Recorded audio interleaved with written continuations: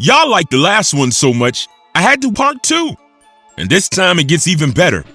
From the time an NBA legend told Kobe Bryant he'd never win without Shaq, and then spent the next 10 years eating his words, to the Hall of Famer who allegedly said that dude looks like a cancer patient on live TV during a game. These are all NBA beefs that turned into decade-long feuds, where players couldn't squash it even if they wanted to.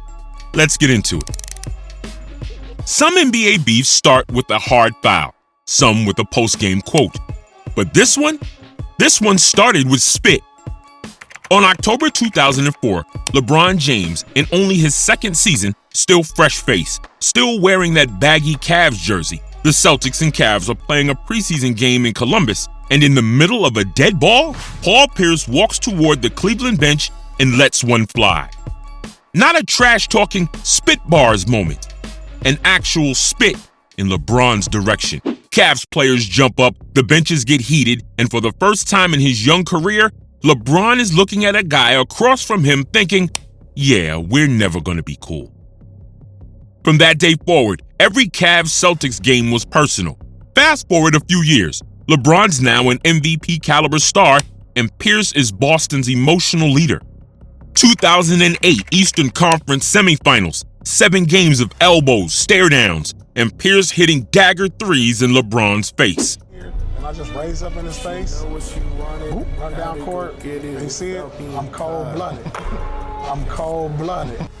Celtics win. LeBron walks off without shaking hands. 2010, same matchup, different year. LeBron's last series of his first Cavs run. Boston ends his season again, and Pierce makes sure to get a few parting words in as the buzzer sounds. Ilgauskas on the second tip. Pierce comes up with it and calls timeout. He gets the timeout. But then, 2012 happens. LeBron, now with the Miami Heat, walks into TD Garden down 3-2 in the Eastern Conference Finals. Boston smells blood. Pierce is ready to deliver the knockout. But LeBron walks in with the look. The Game 6 face. Able to keep the pace where they wanted. The attack and semi-transition there. The shot fake. The little bump and fade, and then the fade against Pietrus. The offensive rebound. That night, Pierce was on the receiving end of one of the coldest playoff games in history. LeBron didn't smile, didn't talk, just cooked the Celtics on their own floor and stared right through Pierce the entire time. You'd think that'd be the end of it. But nope. Even in retirement, Pierce couldn't let it go. On ESPN, he refused to put LeBron in his top 5 players ever, said, I had a better career than Dwayne Wade, and constantly downplayed LeBron's achievements. LeBron, he never took the bait in interviews, but the petty was alive on social media, liking tweets clowning Pierce, posting cryptic messages after Celtics losses, and letting the internet do the roasting when Pierce had the infamous IG Live bottle and dancers moment. 18 years later, they still won't say they like each other, and it all started with one drop of spit.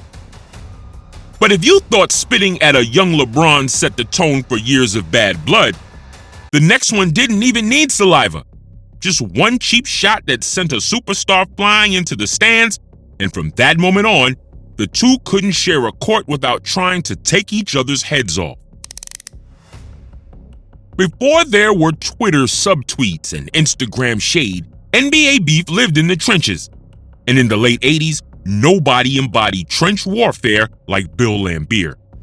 He was the ringleader of the Detroit Pistons' Bad Boys, the guy who'd set a screen with his elbows, box you out with his forearms, and then look at the ref like he just helped an old lady cross the street. Charles Barkley, he was Philly's young superstar, built like a tank, played like a bulldozer, and took zero disrespect from anyone. In other words, the perfect collision course.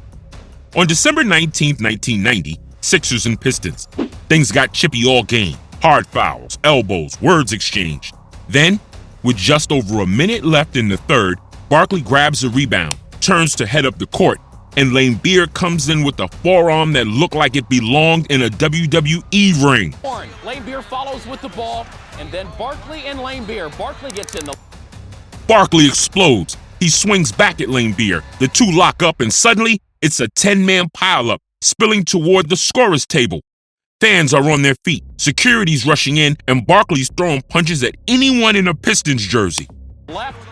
Laimbeer will come back with an uppercut. Laimbeer, who's had that mouse under his eye for most. Both players get ejected. After the game, Barkley calls Laimbeer the biggest phony in the league and says he wouldn't shake his hand if we were the last two people on earth. Laimbeer, he laughs it off, says Barkley's just emotional, which, if you know Laimbeer, was his way of pouring gasoline on the fire. And the crazy part, it didn't stop there. Every time the Sixers and Pistons met after that, the cameras always found Barkley and Laimbeer, and every time there was at least one shove, one hard foul, or one stare down that said, yeah, we still remember. If Barkley versus Laimbeer was a heavyweight brawl in the trenches, this next one was a straight-up Cold War between two guys who might have respected each other's talent, but hated each other's guts. Before it got ugly, this was one of the NBA's great friendships. Magic and Isaiah were the faces of their franchises, Lakers and Pistons. But off the court, they were brothers. They'd hang out, laugh together, even greet each other before games. But that didn't last. The late 80s were brutal in the NBA. The Pistons were the bad boys, knocking people to the floor and daring them to get back up. The Lakers were Showtime, all flash and style, but Magic knew they couldn't out-pretty the Pistons. They had to fight. The 1988 finals were competitive. The 1989 finals, different story. Isaiah's Pistons swept the Lakers, and when you're a champion in the 80s, sweeping the other guy isn't just about winning, it's about taking his soul. That loss didn't sit well with Magic. Then came the whispers. Isaiah was allegedly telling people Magic was overrated. And worse, during Magic's 1991 HIV announcement, Thomas was accused of spreading rumors about Magic's sexuality. Magic never forgot that. So when the 1992 Dream Team was being formed, there was a spot available, but Isaiah didn't get it. The official reason, chemistry. The real reason, multiple players, including Michael Jordan, didn't want him there. And Magic, he didn't exactly fight for his brother to make the roster. Years later, Magic said in his autobiography, Isaiah killed his own chances when he questioned my sexuality. I couldn't believe it. That hurt me. And just like that, kiss before games was gone. The laughs disappeared, the friendship ended. On the court, they'll both go down as legends. Off it, they went from brothers to strangers. Speaking of players who went to become strangers despite being connected, let's talk about the beef between Kobe Bryant and Ray Allen. It's easy to forget now, but for a while, Kobe Bryant and the Lakers kind of sucked. There was a stretch of years when Kobe Bryant wasn't feared, he was questioned. And one man saw it coming. Ray Allen predicted that era of the Lakers' decline with scary accuracy. And what started as an interview turned into a Cold War. But let's rewind a bit. I can't settle for the skills that I displayed in college. I think the NBA is another level, and I definitely have to improve a lot and work very hard. If Kobe Bryant and Ray Allen were intertwined from day one. 1996 NBA draft. Ray went 5th, Kobe 13th. Both got traded. Both came into the league as shooting guards with smooth games and a killer edge. The same season, they squared off in the Rookie All-Star game. They both entered the dunk contest. They even starred in movies. Well, one did. Spike Lee cast Ray Allen as Jesus Shuttlesworth in He Got Game only because Kobe turned it down. That's how close their careers were. His junior year out from University Connecticut, of course, plays for the Milwaukee Bucks. Here's his second attempt. Oh, nice. Very nice. But then things turned sour quickly for both of them. Fast forward to 2004. Shaq is gone. The Lakers are struggling. And Kobe, he's getting blamed for everything. Then Ray Allen does an interview and, man, he did not hold back. He's going to be very selfish, and he feels like he needs to show this league and show people in this country that he can win championships on his own. Now, he wants to show us that he can do it by himself, that he doesn't need Shaq. Ray had basically said what a lot of people were thinking, but it hit Kobe different, deep. Because to him, this wasn't just trash talk, it was legacy talk. From that point on, Ray Allen became a target. They clashed in games. Kobe roasted him in interviews. And the animosity only got worse when Ray joined the Celtics. Fast forward to the 2008 finals. Celtics versus Lakers, Ray Allen versus Kobe Bryant. It felt less like a game and more like a duel. Against the best defensive team, the Boston Celtics. Ray Allen throws up a shot. They're going to wave it off. And he tried. Kobe never forgot what Ray said. Boston crushed the Lakers that year, and Ray looked like a prophet, which fueled Kobe even more. He trained harder, got leaner, meaner, and came back for blood. 2 years later, in 2010, same matchup, Lakers versus Celtics. This time, Kobe won. And when the Lakers got their revenge in 2010, yeah, Kobe didn't forget then either. And while most people were focused on the ring count, Kobe's mind was on something else. Because when asked what this title meant to him, he smirked and said, "It's got one more than Shaq."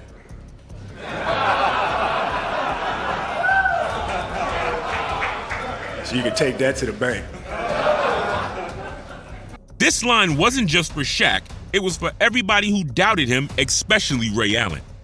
But if that beef was cold, the next one was lava, because while Kobe and Ray were trading shade through the media, Kobe and Shaq were trading blows in the same locker room. This beef is one that tore a dynasty apart, but before everything went sideways, it started as a dream team. The most dominant big man on the planet and a cold-blooded 18-year-old with a Jordan complex, Shaquille O'Neal and Kobe Bryant, was supposed to be the second coming of Magic and Kareem. Two legends, one team, a dynasty in the making. And at first it worked. 3 championships, one of the most unstoppable duos the league had ever seen. Lob dunks, 40-point games, they were a problem. But the problem wasn't on the court, it was everything off it. Because while the Lakers were winning rings, Kobe and Shaq were secretly at war. Back in 2000, while celebrating their first title, Shaq called out Kobe during the parade. "Check it, you know how I be. Last week Kobe couldn't do without me. You know how I be." Kobe laughed it off, but the cracks were showing. Shaq thought Kobe was selfish. Kobe thought Shaq was lazy. And Phil Jackson, he knew exactly what was happening. In his book, The Last Season, Phil called the locker room toxic. He said managing Kobe and Shaq was like parenting 2 feuding brothers. Then came 2004. After a finals loss to the Pistons, things exploded. Phil Jackson was sacked, and Shaq said Kobe had everything to do with it. So Shaq demanded a trade while Kobe stayed. And just like that, the dynasty was dead. The Lakers picked Kobe over Shaq, and almost immediately, Shaq went to Miami and won another ring. And from that moment on, they took shots at each other non-stop. On the court, in interviews, during matchups, and as the years went by, the tension still lingered. But perhaps the most painful part for Kobe was that the rumors that he couldn't win without Shaq stood true, at least until Kobe eventually won that battle after winning 2 more than Shaq. And although they honored each other at Kobe's jersey retirement, but make no mistake, that feud was real. It cost them titles, it broke up a dynasty, and it left scars that only time and tragedy could really heal. Speaking of wounds that didn't heal, Stephen A. Smith is still nursing one from LeBron till this date. This beef, although not typically between players, is one that cuts deeper than just these individuals. It all started in 2010, when LeBron made the decision, that infamous live TV moment where LeBron told the world he was taking his talents to South Beach. In this fall, I'm going to take my talents to South Beach and join the Miami Heat. Miami Heat. That was the conclusion you woke up with this morning. And just like that, LeBron went from hero to villain. Fans burned his jerseys, pundits tore him apart, and leading the charge was Stephen A. Smith. Every time you turned on ESPN, it was like Stephen A. yelling, "LeBron looks scared. He shrunk in the moment." Smith never held back.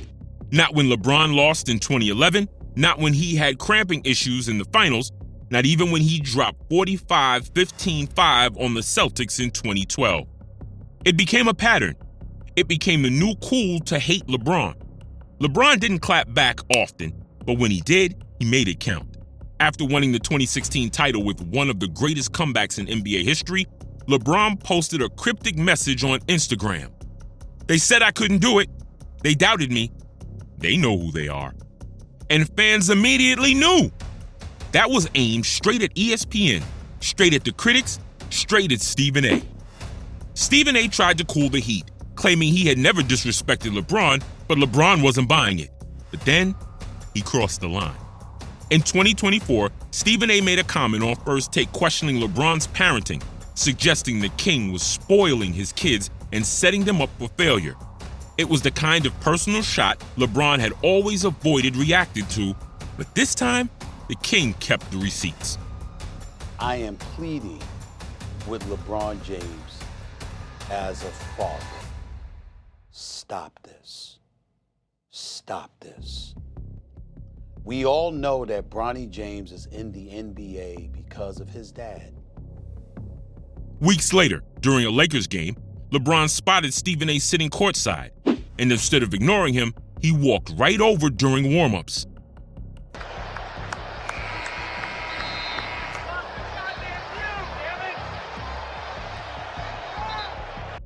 You can see Stephen A laughing nervously, trying to play it off, but that wasn't small talk. That was LeBron making sure Stephen A understood there's basketball criticism and then there's family. After the game, Stephen A went on air claiming they cleared the air, but the look on LeBron's face in that moment, it said more than any press conference ever could. To this day, the air between them still feels tense. LeBron's legacy is untouchable. Stephen A's voice is louder than ever. But the respect, that's another story. His trash jab, that's nuclear. January 7th, 2013, Knicks versus Celtics at Madison Square Garden. Two alpha dogs, both top scorers, both fiery as hell. The game itself was already physical, elbows, trash talk, hard fouls. But somewhere in the middle of it, Kevin Garnett crossed the line. And I don't mean a regular trash talk line. According to multiple reports, and later confirmed by Melo himself, KG told Carmelo that his wife, Lala, tastes like Honey Nut Cheerios. Yep, that's not a normal "your game is trash" jab. That's nuclear.